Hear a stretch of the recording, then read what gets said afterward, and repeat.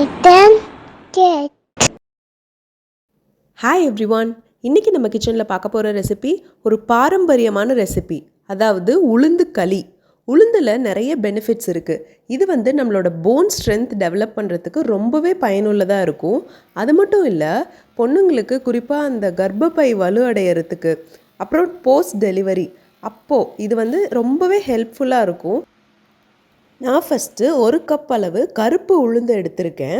நீங்கள் கருப்பு உளுந்து ப்ரிஃபரபிளாக ரொம்பவே நல்லது. வெள்ளை உளுந்து இருந்தாலும் எடுத்துக்கோங்க. கடாயில் ஒரு மிதமான சூட்டில் வச்சு இதை நல்லா வறுத்து எடுத்துக்கலாம்.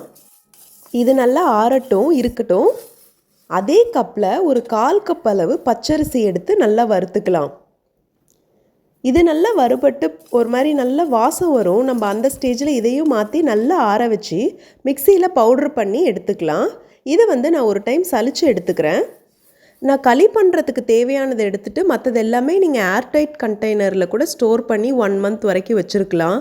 இதை வச்சு உளுந்து கஞ்சி, உளுந்து உருண்டை இது எல்லாமே பண்ணலாம். எல்லாமே ரொம்பவே ஹெல்த்தியானது.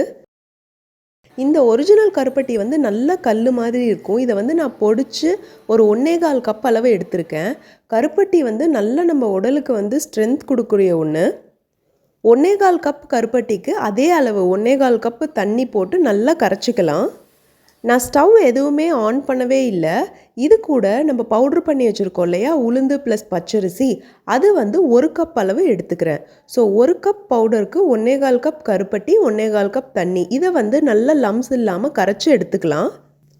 இப்போ நான் ஸ்டவ் ஆன் பண்ணிட்டு ஒரு கனமான பாத்திரம் வச்சுக்கோங்க. அப்போ தான் அடி பிடிக்காமல் இருக்கும். ஒரு மிதமான சூட்டில் வச்சு ஒரு 20 இல்லை 25 நிமிஷம் போல் ஆகும் நமக்கு களி நல்லா ரெடியாகி வர. கைவிடாமல் நல்லா நம்ம கிண்டிக்கிட்டே இருக்கணும். அப்புறம் நான் நல்லா செக்கில் ஆட்டின நல்லெண்ணெய் எடுத்திருக்கேன். இது ஓவராலாக உங்களுக்கு களி செய்கிறதுக்கு ஒரு 1/4 டம்ளர் டு 1/2 கப் அளவு, 1/2 டம்ளர் அளவு தேவைப்படும்.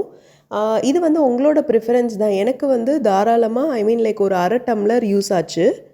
பிரித்து ஒவ்வொரு ஸ்டேஜ்லேயும் ஆட் பண்ணிக்கோங்க. இது லாஸ்ட்டாக களி நமக்கு ரெடியாகி வரும்போது எண்ணெய் கொஞ்சம் திரண்டு பிரிஞ்சு வரும்.